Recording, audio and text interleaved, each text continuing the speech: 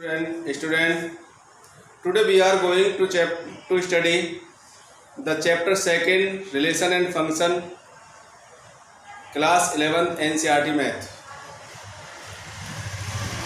बेटा आज हम स्टार्ट करने जा रहे हैं क्लास 11 के NCERT मैथ से चैप्टर 2 रिलेशन और फंक्शन। तो सबसे पहले इसमें आता है रिलेशन।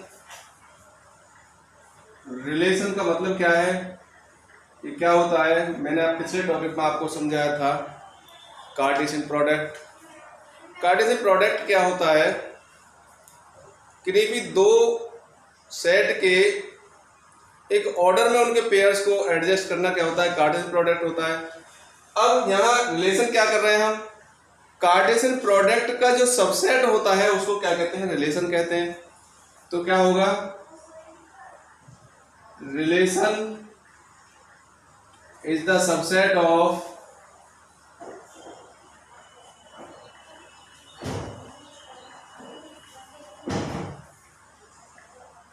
Cartesian product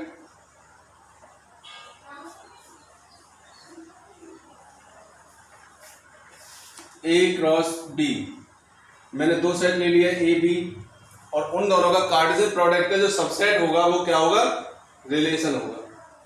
अब बात करते हैं सबसेट की। सबसेट पिछले टॉपिक में बताया था, सबसेट पहले चैप्टर में आपने पढ़ा था। सबसेट क्या होता है, किसी भी सेट के कितने अलग अलग पार्ट बन सकते हैं वो हमारा क्या होगा, सबसेट होगा। कोई भी सेट के जितने भी अलग अलग पार्ट बन सकते हैं वो क्या होते हैं, सबसेट। अब जैसे मान लीजिए मैं रिलेशन की बात यहाँ कर रहा हूँ। रिलेशन क्या होगा, मान लीजिए हमारे पास दो सेट हैं। एक सेट होगा 1, 2, इसमें ये एलिमेंट हो गए। दूसरा सेट मैंने ले लिया, इसमें कोई भी एलिमेंट 3 ले लिया मैंने। अब इन दोनों के कितने सबसेट बन सकते, कार्टेशियन प्रोडक्ट क्या होगा, इन दोनों का सबसे पहले हम कार्टेशियन प्रोडक्ट निकालें। तो पहले देखिए इनको एक ऑर्डर में एडजस्ट करना है पेयर्स को। इसके 1 के साथ 3 हो गया, 1 के साथ 3 हो गया, फिर उसके बाद 2 के साथ 3 हो गया। तो ये हमारा क्या होगा, ये A क्रॉस B आ गया, ये होगा कार्टेशियन प्रोडक्ट। अब कार्टेशियन प्रोडक्ट है ये, इसके जितने भी अलग अलग हमारे पार्ट बन सकते हैं, इसके जो सबसेट होंगे वो क्या होंगे, रिलेशन होंगे। अब देखो इसके अलग अलग कितने सबसेट बन सकते हैं, 1, 3, एक इसका सेट ये बन सकता है। दूसरा 2, 3, एक इसका सेट ये बन सकता है। और एक 1, 3, 2, 3, एक इसका सेट ये बन सकता है। और इसके बाद एक 5, एक इसका सेट ये बन सकता है। तो जितने भी इसके ये सबसेट हैं ये हमारे क्या है, ये सारे के सारे क्या है, रिलेशन है। तो इसका मतलब होगा कि इन दोनों के जो सबसेट हो गए ये रिलेशन हो गए। तो इससे कितने रिलेशन बने, एक रिलेशन ये बन गया, एक रिलेशन ये बन गया, एक रिलेशन हमारा ये बन गया और एक रिलेशन हमारा आउटपुट ये बन गया। तो इस तरह से हमारे पास कितने रिलेशन हो गए, 4 रिलेशन हो गए। जैसे मान लीजिए एक तुम्हें रियल लाइफ में लेके बताएं कि यहाँ पर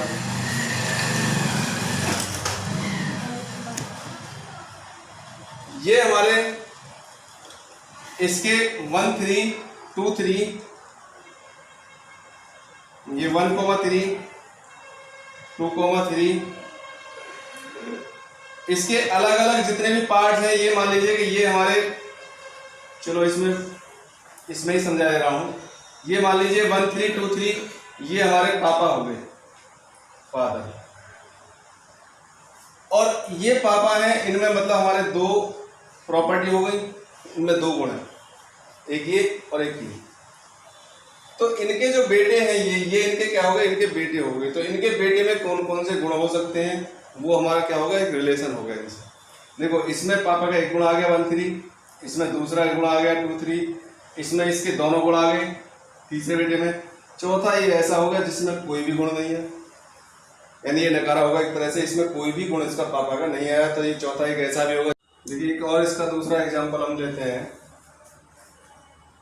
इमेज के थ्रू आपको मैं एक समझा दूं।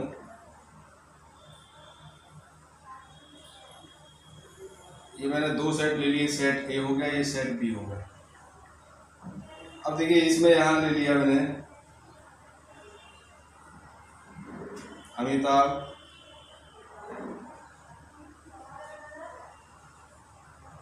धर्मेंद्र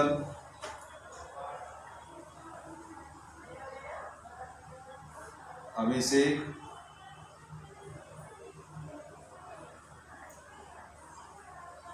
और ये ले लें सलमान। यहाँ जया, हेमा और ऐश्वर्या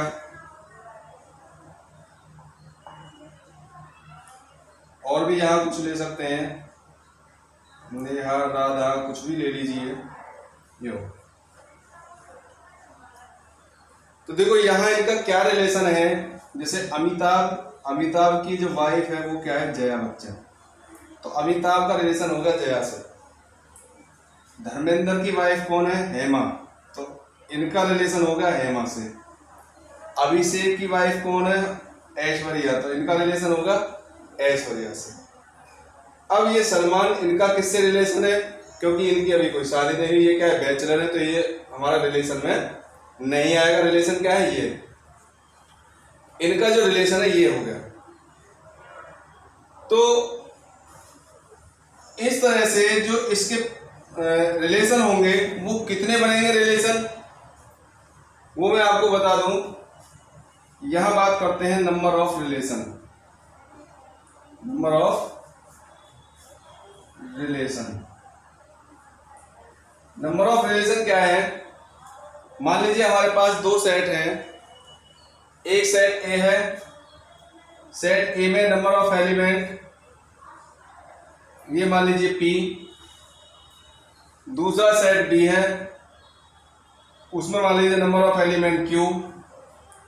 तो जो हमारे रिलेशन बनेंगे, तो नंबर ऑफ रिलेशन जो होता है, नंबर ऑफ रिलेशन ये होगा 2 पावर P इंटू Q। जैसे मान लीजिए कि यहां पर मैंने एक सेट ले लिया, यहाँ 1, 2, 3, 4, 5 और एक दूसरा सेट ले लूं 6, 7, 8, 9, 10। तो यहां कितने एलिमेंट हैं इसमें, number of element in set A 5, number of set in set, number of element in set B ये भी 5। तो यहां नंबर ऑफ रिलेशन कितने बनेंगे, तो इसके नंबर ऑफ रिलेशन होंगे,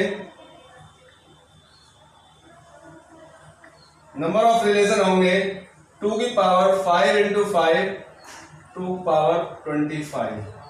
अब देखो 2 की पावर 25 इतनी बड़ी क्वांटिटी है कि इतने रिलेशन बनाना मेरे लिए भी आपके लिए बहुत ही कठिन है, इम्पॉसिबल। इसलिए यहां हम कुछ गिने चुने रिलेशंस की ही बात करते हैं, जैसे कि मैंने यहां पर आपको बताया, क्योंकि यहां ये इनका कोई रिलेशन नहीं है, तो इसलिए इनको छोड़ दो। किसकी बात करेंगे, यहां हम कुछ गिने चुने रिलेशंस की भी बात करेंगे। जैसे मान लीजिए गिने चुने रिलेशंस कैसे, जैसे मान लीजिए कोई रिलेशन R है, उसमें x और y इस तरह के पेयर्स हैं, such that y equal to x plus 2, where x belong to A and y belong to B। यानी x y ऐसे पेयर्स लेने हैं इसमें कि जो y equal to x plus 2 इस इक्वेशन को क्या करें, सेटिस्फाई करें, और x किसको बिलोंग करे, सेट A को बिलोंग करेगा, और y किसको बिलोंग करेगा, सेट B को बिलोंग करेगा। देखिए कि तो इसलिए इससे क्या रिलेशन बना हमारे पास। अगर मान लीजिए मैं x की वैल्यू 1 लेता हूं तो यहां बनेगा 3। तो देखिए 3 इसमें हमारा सेट B में है नहीं, तो इसलिए इस रिलेशन को मुझे नहीं लेना। अगर मान लीजिए यहाँ 2 लेता हूं तो 2 प्लस 2 क्या हो जाएगा, 4। अब देखो यहाँ 4 भी नहीं है, तो ये रिलेशन भी मुझे नहीं लेना। उसके बाद अगर 3 लेता हूं तो 3 बनने पर हमें रहेगा 3 इंटू 5, 3 बनने पर 5 आएगा, तो इसका मतलब ये 5 भी इसमें नहीं है, तो ये रिलेशन भी नहीं लेना। ये भी रिलेशन नहीं है इनके पास, ये रिलेशन भी नहीं बना। अब यहाँ अगर मान लीजिए 4 ले लिया, तो अगर 4 लेता हूं तो 4 और 2 कितना होगा, 6। अब यहाँ 4 भी इससे A का एलिमेंट है, और 6 भी देखो ये B का एलिमेंट होगा, ये 6 है। तो एक तो रिलेशन हमारा ये बनेगा, ये रिलेशन नहीं है, क्या बनेगा रिलेशन, एक ये बनेगा रिलेशन। दूसरा अगर मान लीजिए 5 लेता हूं तो 5 और 2 7, 7 भी इसका पार्ट है तो 7 भी एक रिलेशन ये बन गया।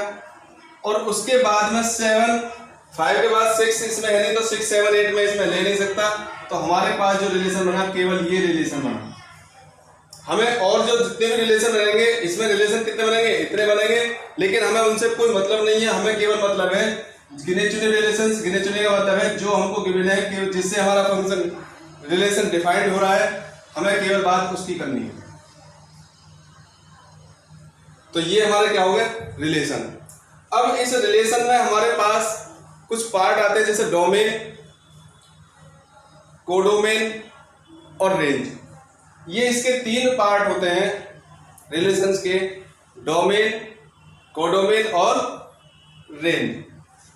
तो डोमेन क्या है कि जो फर्स्ट सेट है, फर्स्ट सेट के जो एलिमेंट सेकंड सेट के साथ रिलेशन बना रहे हैं वो डोमेन होते हैं। तो जैसे मान लीजिए इसी सेट में डोमेन हमारे क्या हो गए, डोमेन हो गए अमिताभ और धर्मेंद्र और अभिषेक,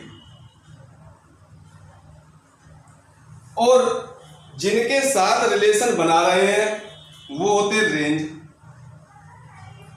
यानी कि जया, हेमा और ऐश्वर्या।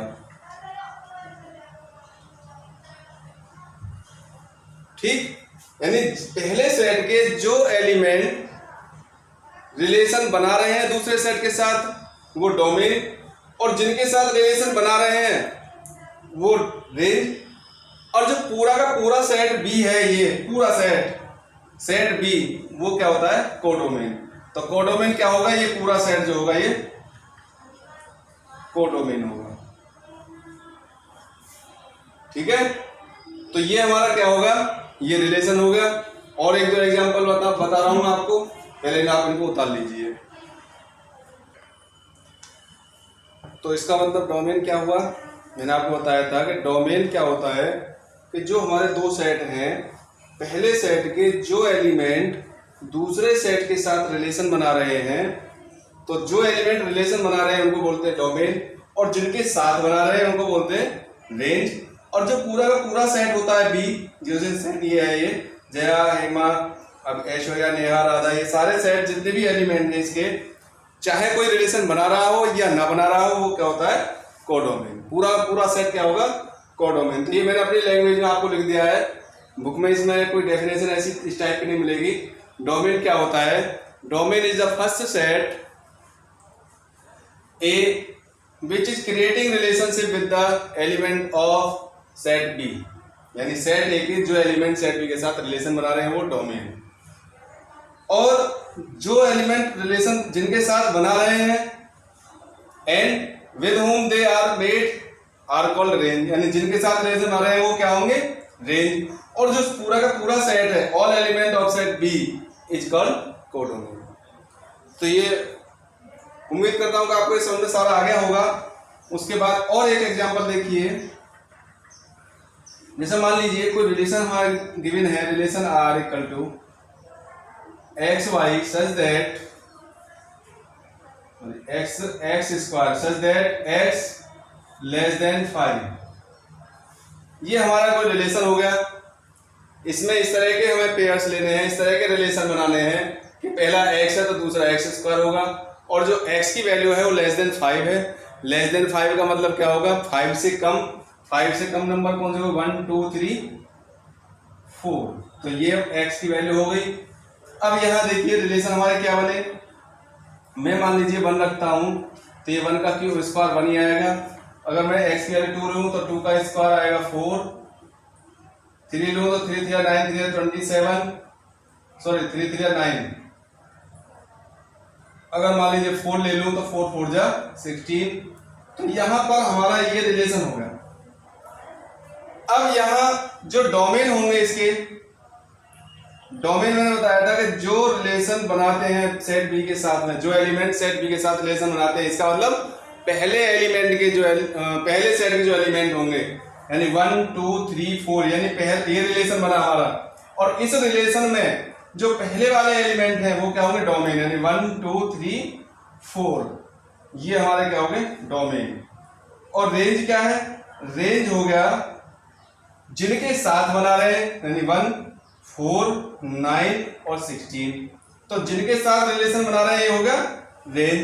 अब देखो यहां हम कोडोमेन नहीं बता सकते, इसमें इस वाले रिलेशन में हम कोडोमेन को डिफाइन नहीं कर सकते।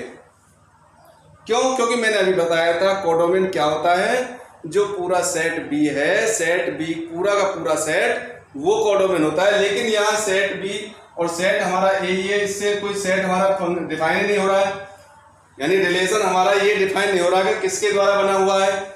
तो इसलिए यहाँ इस रिलेशन में हम कोडोमेन नहीं बता सकते। कोडोमेन केवल कहाँ बताएंगे, जहां फंक्शन सेट के द्वारा डिफाइंड होगा। ठीक है, तो इस तरह से ये हमारा रिलेशन हो गया। अब इसी पर बेस आपकी पहली एक्सरसाइज है, बहुत आसान एक्सरसाइज है, आप इसको निकाल के देखिए, बहुत ईजी है। उसके बाद अब इसको नोट कर लीजिए, फिर बात करते हैं फंक्शन की। ठीक है, अब बात करते हैं हम फंक्शन की। बेटा फंक्शन क्या है, ये भी वैसे एक तरह का रिलेशन ही होता है, यानी it is a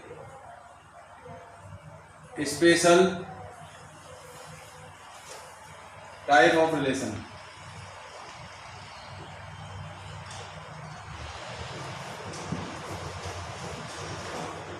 It is a special type of relation in which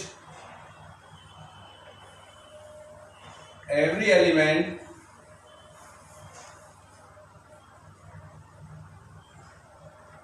of set A has only one image। यानी एक तरह का स्पेशल टाइप का एक रिलेशन होता है। कैसा रिलेशन होता है कि सेट ए का सेट ए की प्रत्येक एलिमेंट की केवल एक ही इमेज बने, in which every element of set A has only one image. यानी सेट ए के प्रत्येक एलिमेंट की केवल अगर एक ही इमेज बनती है तो उसको कहते हैं हम फंक्शन। देखिए एग्जाम्पल देख लीजिए।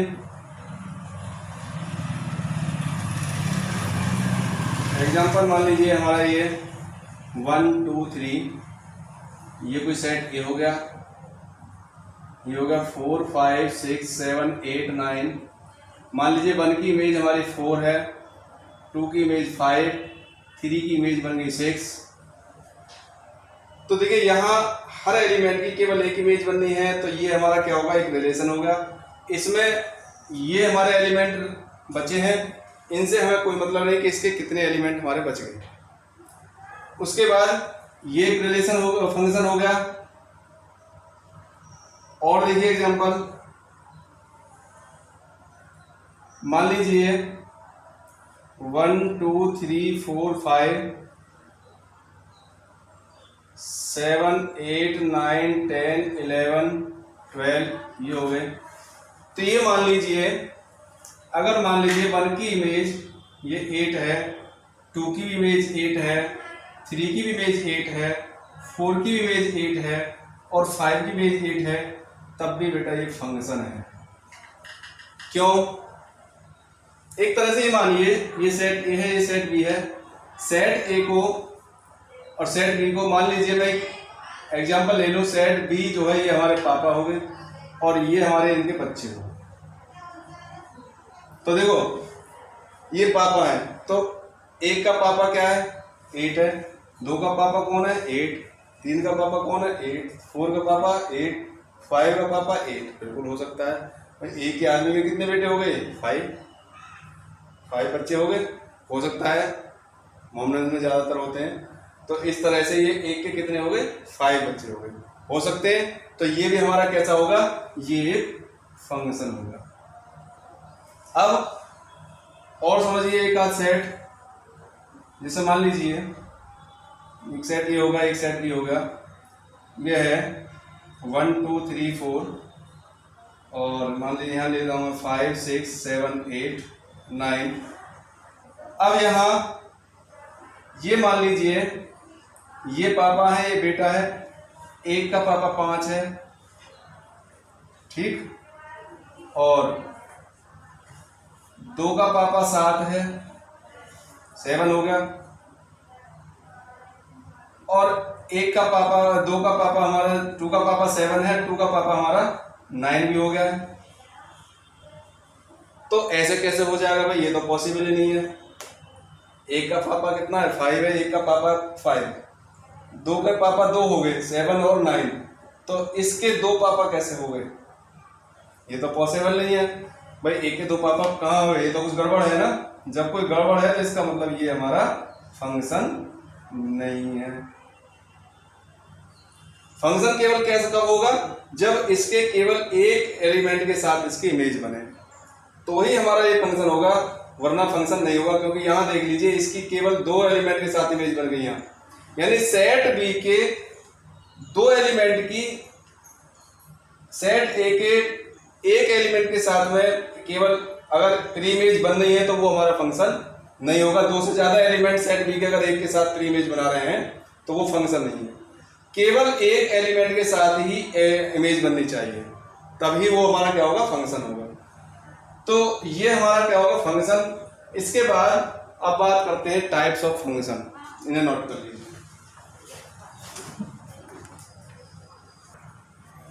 देखिए अब बात करते हैं बेटा types of function. Types of function,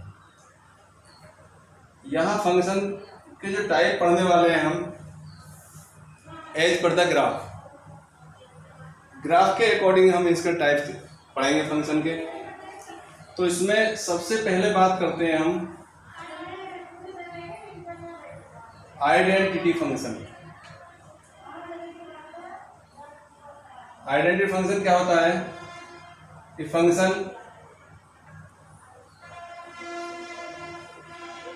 form of F x equal to X. अगर एफ एक्स हमारा एक्स के फॉर्म में है, F x equal to X के फॉर्म में है, तो ये फंक्शन आइडेंटिटी फंक्शन होगा। इसके लिए अगर मैं कोई ग्राफ बनाऊं तो ग्राफ कैसे बनेगा, ये हो गई एक्स के लिए, ये हो गई वाई के लिए। एफ एक्स को क्या लेट करते हैं, वाई लेट करते हैं। तो इसके लिए एक टेबल बना सकते हैं हम, एक्स और वाई। अगर एक्स की वैल्यू 0 रखें तो 0 आएगी, वाई 1 रखें तो 1 आएगी, 2 रखें 2 आएगी, 3 रखें 3 आएगी, -1 रखें -1 आएगी। इस तरह से या 1 पर 1 आ जाएगी ये, यानी 1, 2 पर ये 2 आ जाएगी ये। इस तरह से यहाँ ये वैल्यू इसकी, ये इसका एक स्ट्रेट लाइन हमारे आएगी निकल के। तो ये हमारा क्या होगा, -1 रखेंगे तो इधर आएगा कुछ। तो इसका जो ग्राफ बनेगा कुछ इस टाइप का होगा, ठीक। अब इसके डोमिनल रेंज क्या करें, देखो यहां से वैल्यू हम कितनी भी रखते चले जाओ आगे, 0 1 2 3 4 5 dot dot dot up to infinity. Minus side में हम कितनी वैल्यू रख सकते हैं, 0 से -1 -2 -3 -2 dot dot dot minus infinity तक। तो इसके जो डोमेन हो गए माइनस प्लस इन्फिनिटी से माइनस इन्फिनिटी तक कुछ भी वैल्यू हम ले सकते हैं इसमें, इनके बीच। और रेंज भी हमारी यही आएगी कि जब 1 रखा तो 1 आया, 2 रखा 2 आया, जो वैल्यू एक्स की है वही वैल्यू हमारी वाई की आई, तो रेंज भी ये हो गई। तो हम डोमेन और रेंज इसमें ये हो गई। या इनको हम ऐसे भी लिख सकते हैं कि डोमेन क्या होगी, कोई भी रियल वैल्यू, और रेंज जो होगी वो रेंज की हमारी कोई भी रियल वैल्यू ही आएगी। तो इस तरह से ये हमारा क्या होगा, आइडेंटिटी फंक्शन होगा। नंबर टू आता है कांस्टेंट फंक्शन। कांस्टेंट फंक्शन क्या है, a function form of F x equal to c. मैंने कोई कांस्टेंट ले लिया, या के भी ले सकते हो, कुछ भी ले लो, कांस्टेंट वैल्यू ले ले, मान लिया के ले लिया। अगर कोई भी एफ एक्स की वैल्यू कोई कांस्टेंट दे रखी है तो वो हमारा क्या होगा, कांस्टेंट फंक्शन होगा। उसके लिए अगर मैं कोई ग्राफ बनाऊं, मान लीजिए let F x equal to 2, या 3 कुछ भी ले लें, कोई कांस्टेंट वैल्यू हम ले लें कुछ भी, तो हम क्या देखेंगे यहाँ इसका ग्राफ जो बनेगा वो क्या बनेगा, 0, x की वैल्यू ये हो गई, y की वैल्यू ये हो गई। तो y जो होगी एफ एक्स इक्वल टू क्या होता है y, तो y की वैल्यू कितनी होगी, y इक्वल टू हमारा क्या है 2, तो y की वैल्यू होगी 1, 2 यानी 2 हो गई यहाँ। x की वैल्यू में अलग अलग रख दूँ 1, 2, 3, 4, 5, -1, -2 कुछ भी रख दें। अगर 1 रखूंगा तब भी ये 2 आएगी, 2 रखूंगा तब भी 2 आएगी, 3 रखूंगा तब भी 2 आएगी, 4 रखूंगा तब भी 2 आएगी। तो इस तरह से ये एक कांस्टेंट वैल्यू मिलती चली जाएगी हमको। इधर रखेंगे तो इधर भी एक कांस्टेंट आएगी। तो ये इस तरह से इसका कुछ ग्राफ बनेगा। तो ये हमारा क्या होगा, कांस्टेंट फंक्शन होगा। तो यहाँ डोमेन रेंज क्या होगा, तो इसमें डोमेन में हमने कुछ भी रेंज रियल वैल्यू रख दी, डोमेन को मैं आर लिख सकता हूँ। और जो रेंज आई, रेंज कितनी हो गई, रेंज हो गई जो इस फंक्शन की जो कांस्टेंट वैल्यू है, कांस्टेंट ऑफ द फंक्शन, वो क्या होगी हमारी रेंज हो गई, कांस्टेंट वैल्यू, ये क्या होगी रेंज। तो इस तरह से ये दो फंक्शन हो गए। तीसरा फंक्शन पहले इनको नोट करिए जल्दी से। अब बात करते हैं, अगला फंक्शन आया सिग्नम फंक्शन। सिग्नम फंक्शन क्या है, ये एक अजीब गरीब टाइप का फंक्शन है। इसकी जो फॉर्म है, फॉर्म ऑफ, ये आपको याद करनी पड़ेगी, एफ एक्स इक्वल टू, ये हो गई 1, 0, -1। 1 कब होगी, इफ एक्स ग्रेटर देन 0 तो फंक्शन होगा हमारा 1, इफ एक्स इक्वल टू 0 तो फंक्शन होगा 0, और इफ एक्स लेस देन 0 तो फंक्शन होगा -1। ये हमारे डेफिनेट वैल्यू आती हैं, चाहे हम एक्स की वैल्यू ग्रेटर देन 0 यानी 0 से बड़ी हम कुछ भी एक्स की वैल्यू ले लें, 1, 2, 3, 4, 5, 6, 7, 8, 9 कुछ भी लेते चले जाए, तो हमारी वैल्यू हमारे फंक्शन क्या आएगी, बनी आएगी। अगर हम x 0 से लेस देन लें, लेस देन क्या होगा, -1, -2, -3, -4 ये ले लें, तब इसके लिए वैल्यू डेफिनेट है क्या, -1, तो इसके लिए -1 ही आएगी। तो इसका ग्राफ कुछ इस तरह से बनेगा। मान लीजिए मैं x की वैल्यू 1, 2, 3, 4 ये ले लूँ, इसके लिए -1, -2, -3 ये ले लें, तो यहाँ जो वैल्यू होगी, ये अगर 1 रखें तब भी इसके लिए 1 ही आएगा, 2 रखें तो भी 1 ही होगा, 3 रखें तो भी 1 ही होगा, 4 रखें तो भी 1 होगा। अब ये 0 पर देखो, 0 पर 0 है, यहाँ 1 पर नहीं है, 0 पर 0 है, तो इसलिए यहाँ मैं इसको क्या करूँगा, होल छोड़ दूंगा, होल। इस तरह से होल का मतलब हो गया कि ये यहाँ 0 पर 1 नहीं है, क्योंकि 0 पर क्या है, वैल्यू 0 है, तो 0 पर 1 नहीं है, तो इसलिए हमने इसको क्या कर दिया, होल रख दिया यहाँ। होल का मतलब है कि ये इंक्लूड नहीं है इसमें। इंक्लूड कहाँ से होने हैं, यहाँ से होने हैं, ये जो डार्क है ये हो गए। इसी तरह से अगर मैं -1 लूँगा तो भी बनाएगा, -2 लूँगा तो -1, सॉरी यहाँ आएगी, गलत हो गया, -1, 1 पर क्या है, -1, -2 पर भी -1, -3 पर -1, तो इसके लिए कुछ ग्राफ यहाँ से इस तरह से बना दीजिए। या फिर अगर मान लीजिए यहाँ से बना रहे हैं तो इसको फिर होल लगना पड़ेगा, क्यों, इसका मतलब है कि ये 0 पर -1 नहीं है, इसलिए इसको छोड़ना पड़ेगा। इसका मतलब होगा कि ये इंक्लूड नहीं है, यहाँ से इंक्लूड होंगे हमारे, तो ये हमारा कौन सा होगा, ये होगा हमारा सिग्नम फंक्शन। अब बात करते हैं नेक्स्ट,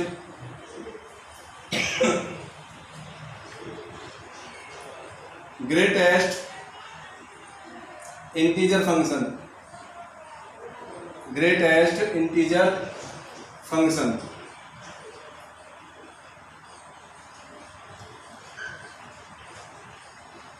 ग्रेटेस्ट इंटीजर फंक्शन क्या है, इसको मैं एक बॉक्स के अंदर रखता हूं इस तरह से। जो इसका जो फंक्शन होता है, इसकी फॉर्म होती है द फंक्शन फॉर्म ऑफ, ये बॉक्स के अंदर इस तरह से x लिख दिया, तो ये हमारा क्या होता है, ग्रेटेस्ट इंटीजर फंक्शन। अब ग्रेटेस्ट इंटीजर फंक्शन में हम क्या करते हैं, जो वैल्यू लेते हैं, वैल्यू क्या होती है, ग्रेटेस्ट इंटीजर,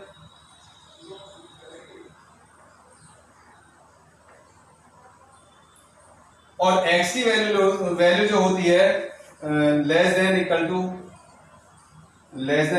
x, यानी वैल्यू क्या होती है ग्रेटेस्ट, और किसके लिए x के लिए लेस देन और इक्वल टू x होती है, लेस देन और इक्वल टू x की वैल्यू लेस देन और इक्वल टू x होती है। जैसे ये मान लीजिए कि कोई फंक्शन f(x) है, तो f1 में मान लो ले लूँ यहाँ, तो 1 के लिए क्या आएगा, इंटीजर वैल्यू हमेशा इंटीजर ही आएगी, इसकी 1 ले लिया। अगर मान लीजिए f1.1 ले लूँ तो भी हमारी वैल्यू 1 ही आएगी, लेस देन वाली वैल्यू लेनी है। अगर मान लीजिए 1.2 ले लें तब ही इसकी वैल्यू 1 ही होगी। 1.99999 ले लूँ तब भी इसकी वैल्यू कितनी होगी, 1 ही होगी। जब तक ये x की वैल्यू पूरे इंटीजर्स में नहीं आ जाएगी तब तक ये वैल्यू चेंज नहीं होगी। फिर मान लीजिए f2 हो गया तो 2 के लिए हमारा 2 हो जाएगा। 2 से फिर अगर मान लीजिए 2.999 भी आ जाए तब भी इसके लिए वैल्यू 2 ही रहेगी। एक तरह से ये मान लीजिए कि आज नहीं, मान लीजिए कल रोहित का जन्मदिन है। अब मान लीजिए मैं इससे पूछने लगा, भाई तेरा बर्थडे कब है? का कल है सर जी। कि अब तू कितने साल का हो गया? तो ये बोलेगा सर मैं 16 ईयर का हूँ। जबकि कल जब इसका केक कट जाएगा तो ये 17 का हो जाएगा, 16 का होगा, 17 का हो जाएगा, 18 में स्टार्ट हो जाएगा। लेकिन क्योंकि इसका भी केक नहीं कटा इसलिए ये क्या बोलेगा, 16 ही बोलेगा, यानी 1 साल अपनी कम कर देगा। बेशक एक ही दिन बचा है इसका बर्थडे होने में, बट ये बोलेगा कितना, क्या 16 ईयर हुआ, 17 नहीं बोलेगा। तो इसी तरह से हमारा इसमें यह है, यानी इसका जब तक केक नहीं कटा, जब तक इसका ये पूरी नहीं हुई ईयर, तो इसी तरह से है कि जब तक ये इंटीजर्स पूरा नहीं होगा तब तक हम इसको लेस देन वैल्यू में ही लिखेंगे। लेस देन जो इंटीजर होगा उसे लिखेंगे। 1.999 है तो उसके लिए जो इंटीजर होगा वो 1 ही होगा। 2 है तो 2 के लिए 2 आएगा। 2 जब तक 2.1 2 3 कुछ भी ले लीजिए, जब तक 3 ना हो जाएगा तब तक वो वैल्यू 2 ही रहेगी, यानी जब तक इसका पूरा इंटीजर ना हो जाएगा। वही केक वाला सिस्टम होगा, जब तक केक ना कटा जब तक वो 1 साल कम ही बताएगा अपनी। कोई भी हो इसकी रोज की बात नहीं, कोई भी पूछने लगेगा किसी से तो सब इस तरह से ही बताते हैं। मुझसे ही पूछोगे तो मैं भी ऐसे ही बताऊंगा। तो एक तरह से ये हो गया, मान लीजिए f1 x की वैल्यू 1 रखें तो इसके लिए वैल्यू क्या होगी, 1 होगी। अगर 2 रखें 1.1 के लिए क्या होगी, 1। अगर मान लीजिए 1.99 ले हैं, 2 हो गया, और 1.99 तक जो वैल्यू होगी वो क्या होगी हमारी, ये कितनी होगी, 1.99 तक 1 ही आएगी। यहाँ से 1 कम ले लो, कम, यहाँ तक कितनी होगी, 1 ही रहेगी। उसके बाद जब 2 आ जाएगी पूरी इंटीजर्स में, यहाँ से ये 2 हो गई, तब हमारा चेंज होगा। फिर इसकी वैल्यू 2 आ गई, कहाँ तक, जब तक ये 3 ना हो, 3 से पहले तक इसकी ये 2 ही रहेगी। और फिर 3 के लिए फिर चेंज हो जाएगी ये इस तरह से। अगर मैं यहाँ से 2 के लिए 2 से बनाता हूँ तो इसका मतलब है ये इंक्लूड नहीं होगा यहाँ पर 9 तक, ठीक। तो ये इसका ग्राफ बन गया इस तरह से। तो ये हमारा क्या होगा, ग्रेटेस्ट इंटीजर फंक्शन, यानी जब तक यहाँ वैल्यू इंटीजर्स में नहीं होगी तब तक ये इंटीजर चेंज नहीं होगा। जो इसकी लेस देन वैल्यू है वही लेस देन इंटीजर है, उसी को लेते हैं हम। तो ये हमारा होगा क्या, ग्रेटेस्ट इंटीजर फंक्शन। जल्दी इसको नोट कीजिए फटाफट। उसके बाद अब बात करते हैं बेटा modulus function.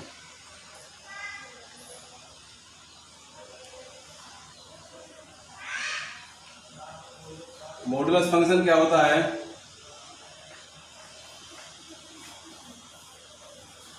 Modulus function is the form of, यानी कि x को अगर मैं ये 2 डंडे कर दूं इस तरह से खड़े तो उसमें लिख दूं ये होगा मॉडुलस फंक्शन। जैसे एक तरह से मानिए मॉडुलस फंक्शन में जो भी वैल्यू नेगेटिव है वो भी पॉजिटिव आ जाती है, कभी वैल्यू नेगेटिव नहीं होती। इसके लिए जो फंक्शन को हम डिफाइन करते हैं वो इसके हमेशा, अगर कोई फंक्शन मॉडुलस में दे रखा है तो वो 2 फंक्शन होंगे उसके हमेशा। एक तो क्या, जब x ग्रेटर देन है 0 से तो मॉडुलस फंक्शन मॉडुलस x जो होगा पॉजिटिव x होगा, और जब x लेस देन है 0 से तो मॉडुलस x क्या होगा, माइनस x होगा। x इक्वल टू 0 के लिए 0 होगा, तो ग्रेटर देन इक्वल टू 0 के लिए x। तो इस तरह से जब मॉडुलस फंक्शन की बात करते हैं तो मॉडुलस फंक्शन हमेशा दो टाइप का आता है, तो जब पॉजिटिव ग्रेटर देन और इक्वल टू 0 हो तो प्लस का होगा, और जब लेस देन 0 हो तो वो माइनस का होगा। जैसे ही मान लीजिए कि आप में यहाँ जब आते हो तो किस लिए आते हो? ट्यूशन पढ़ने के लिए। आप आते हो कुछ अच्छा बनने के लिए, तो आपके माइंड में जो नेगेटिव फीलिंग है बाहर, यहाँ आके मुझे आप में वो नेगेटिव को किसमें चेंज करना है? पॉजिटिव में चेंज करना है। तो वो नेगेटिव वैल्यूज को जब पॉजिटिव में चेंज करेंगे तो वो क्या होगा? मॉडुलस फंक्शन कहलाएगा। अब उसे चेंज करने के लिए हो सकता है कि उसमें डंडे लगाने पड़ जाए, तो इसी तरह से इसमें ये डंडे लगा दिए, ठीक है। जैसे मान लीजिए कोई इस तरह का बच्चा होता है कि वो समझे ना, समझा रहे हैं, प्यार से समझा रहे, नहीं मानना नहीं मानना, तो फिर उसमें क्या करेगा? दो डंडे लगा दिए इधर से और उधर से, तो ये बन गया मॉडुलस। तो उसकी थिंकिंग फिर कैसी होने लगेगी? पॉजिटिव होने लगेगी, तो वो पॉजिटिव हो जाएगी, यानी कि नेगेटिव को भी हमें पॉजिटिव बनाना है। अच्छे तो अच्छे होते ही हैं, जो पॉजिटिव है वो तो पॉजिटिव रहते ही हैं, लेकिन हमें क्या करना है? हमें नेगेटिव वालों को पॉजिटिव बनाना है।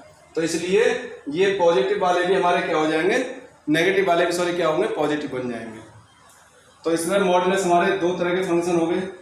अब इसमें क्या है, इसका ग्राफ क्या बनेगा? जब x की वैल्यू 1 से ग्रेटर देन होगी, 0 से ग्रेटर देन, तो ये इस तरह से आएगा।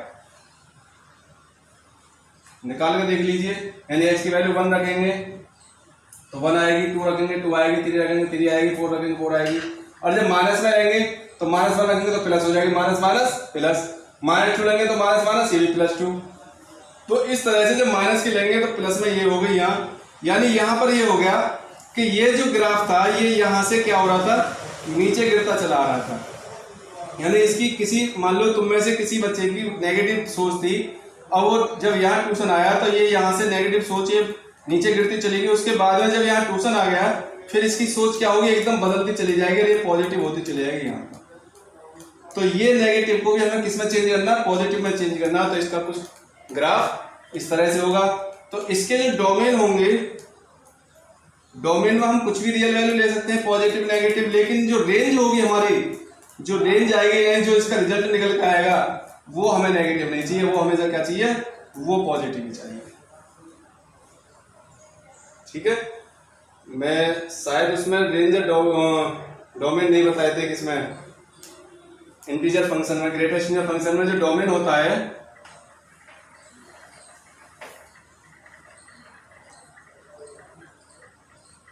इसमें डोमेन होगा हमारा कोई भी रियल वैल्यू ले लीजिए, लेकिन रेंज जो आएगी, रेंज हमारे हमेशा इंटीजर्स में ही आएगी, जेड, ये ध्यान रखना। तो ये हमारा होगा मॉडुलस फंक्शन। अब square root function, square root function कौन से होते हैं? मान लीजिए F X, square root function is the form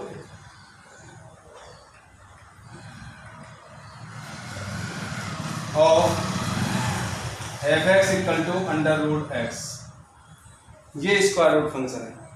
तो यहाँ x की जो वैल्यू होगी वो कभी भी नेगेटिव नहीं होनी चाहिए, क्योंकि नेगेटिव अगर वैल्यू रख दी तो ये हमारा फंक्शन डिफाइन नहीं होगा। तो यहाँ डोमेन जो आएगा निकल के, डोमेन क्या होगा? वो आएगा 0 से लेकर +∞ तक, और जो इसकी रेंज आएगी, रेंज वो y greater than equal to 0, या ये कह लीजिए जो रेंज होगी, रेंज भी हमारी 0 to ∞ ये होगी। इस तरह से हमारे ये कुछ फंक्शंस हो गए। ऐसे और भी फंक्शन है, पॉलिनोमियल फंक्शन है। पॉलिनोमियल जो हमारा ऐसे जैसे आइडेंटिटी फंक्शन, इस तरह का पॉलिनोमियल फंक्शन होता है। एक रेशनल फंक्शन है, रेशनल फंक्शन जो फंक्शन p/q की फॉर्म में होते हैं वो रेशनल फंक्शन हो गए। इस तरह से ये हमारे क्या हो गए? फंक्शन कंप्लीट हो गए। आप इनको एक बार जरूर करके देख लीजिए, प्रैक्टिस जरूर कीजिए, इनको एक बार याद कीजिए, प्रैक्टिस कीजिए। Thank you and have a nice day.